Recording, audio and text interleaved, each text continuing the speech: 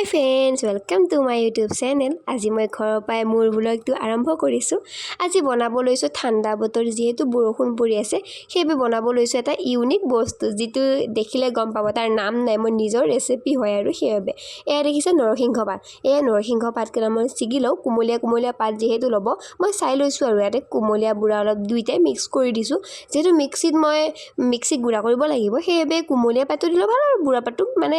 মিক্সিত মানে গুড়া হৈ যাবই ন তেনেহলে মই ছিগি লৈছো আৰু এখিনি ছিগি কি মোক দেখাই দিছো এবাৰ দেখিছে ন এতিয়া বল এখিনি ভালকৈ ধুই কই লৈ লও এই বাল্টিংটোতে মই পানী দিছো পানী দিয়াৰ ভালকৈ ধুই লম যেহেতু মোৰ ষ্টেণ্ড নাই মই আগৰ ভিডিও বহুবাৰ ভিডিওটো মই কৈছো মোৰ ষ্টেণ্ড নাই সেইবে মই এনেকৈ মানে মোবাইলটো থৈ ল'ব লগা হৈছে সেইবে আৰু তাতে বেয়া চাই নাপাব কাৰণ ভিডিওটো কি বনাও আৰু কেনেকৈ শিকিব পাৰি হেতু মেইন ভিডিওটো জেনেদৰে নহক কিয় মাত্ৰ তাতে শিকিব পাৰাখিনি বেছি মেইন মোৰ মতে আৰু এখিনি ভালকৈ ধুই কৰি লৈ ল'ব এনেকৈ ধুই কৰি লৈ লৈছো মানে মই কি ঠিলি দেখছে নাই আহি সোমাই বহি একদম এফালে ছাগলকেইজনী দেখা দিছো যেহেতু দেখিছে কিন্তু সিহঁতেও মোক মৰম কৰি আছে আৰু ময়ো মৰম কৰি আছো এনেকৈ থাকি ভাল লাগে হয়নে ঘৰৰ কিবা এটা বস্তু আৰু এফালে দেখা দিছো আৰু সিহঁতকো কামৰ মাজতে ব্যস্ততাৰ মাজতো এনেকৈ মানে যিবিলাক ঘৰৰ জীৱ-জন্তু থাকে বা যিয়ে নহওক যি ঘৰত থাকে সেইবিলাকৰ প্ৰতি এনেকৈ থাকিব লাগে হেতু আৰু তাৰ পাছতে মই তিয়াই থৈ দিছিলো দালি দালিখিনি ভালকৈ ধুই কৰি লৈ লওঁ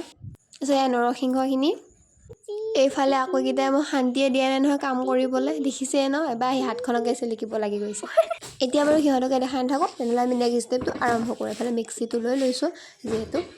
এফালে মিক্সিত ভালকৈ নৰসিংহ পাতখিনি এৰুৱাই লৈছো মানে ভালকৈ চিকি কৰি লৈ লৈছো মিক্সিটোতে দি দিছো দি লৈ ভালকৈ প্ৰথমত নৰসিংহ পাতখিনি পেষ্টটো বনাই লৈছো তাৰপিছত ধুই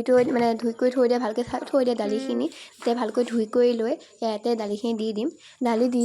দি কৰি লৈ ইয়াতে আকৌ ভালকৈ পেষ্ট এটা বনাই ল'ম দালিখিনিও তাৰপিছত পেষ্টখিনি বনোৱাৰ পাছত ইয়াতে নৰসিংহখিনি থকা বাতিটোতে একে সেম বাতিটোতে বেলেগ বাতি মই লেতেৰা কৰা নাই তাতে মিহলাই ল'ব ভালকৈ দুইখিনি মিক্স কৰি তাৰপিছত তেলখন পাতি দিব তাতে তেলখন গৰম হ'বলৈ দিব গেছত তাৰপাছতে ইয়াতে নিমখ দিব আৰু সোৱাদ অনুসৰি নিমখ দিব তাৰপিছত ইয়াতে অকণমান চৌদা খাৰ দিব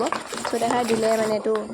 যিটো বনাব গৈছোঁ তাতে মচমচীয়া হ'ব মানে মই দোচা বনাব গৈছোঁ ঠিক দোচা নিচিনা নহয় এটা চিম্পল ৰেচিপি ঘৰত বনাই খাবলৈ পাৰিব যিটো আপোনালোকৰ সোৱাদৰ কাৰণেও ভাল আৰু লগতে হেল্থৰ কাৰণেও ভাল বহুত বেছি ভাল ক'ব লাগিব দালিটো আমাৰ কাৰণেতো ভালেই প্ৰটিন বহুত আছে তাৰ উপৰি নৰসিংহ পাত আমাৰ বেমাৰ আজাৰৰ পৰাও ধৰি আমাৰ গাঁৱলীয়া পৰিচয়ত ব্যৱহাৰো কৰা যায় আৰু তাৰ উপৰি খোৱা বহুত ভাল তাৰপাছত এই তেলখন গৰম হ'ব দিছিলোঁ দেখিছে তাৰ ওপৰত আমি অলপমান তেল দি দিছোঁ ইয়াতে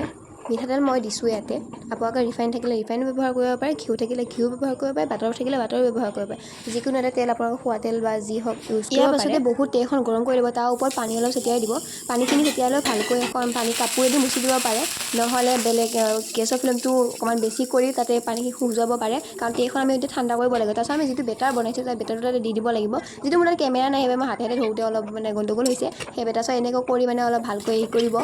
তাতে এতিয়া আপোনালোকৰ মন গ'লে চুজিও দিব পাৰে চুজি দিলে আৰু বেছি টেষ্টি হয় সেইকাৰণে তাৰপিছত এনেকৈ নেক্সট বেটাৰ দিয়া দিলোঁ ভিডিঅ'টো চাই ভাল লাগিলে লাইক কমেণ্ট শ্বেয়াৰ কৰি দিব আৰু মোৰ চেনেলটো ছাবস্ক্ৰাইব কৰি দিব লগতে ফেচবুকটো ফ'ল' কৰি দিব বাই বাই